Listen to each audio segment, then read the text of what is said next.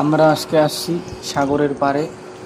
এখানে মা বোনরা এবং জেলে ভাইরা বাগদা চিংড়ির বাচ্চা সংগ্রহ করে। কত কষ্ট করে দেখুন, তারা নেট দিয়ে পানিতে টেনে টেনে বাচ্চা সংগ্রহ করে।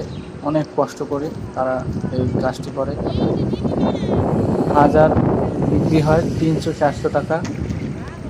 প্রতিদিন প্রায় 500-600 মাছ তারা পায়। কম পাইলেও, কম যদি পায় তাহলে 2 থেকে 300 মাছ পেয়ে থাকে। এ দিয়ে তারা সংসার চালায়, তারা অনেক কষ্ট করে সংসার চালায়।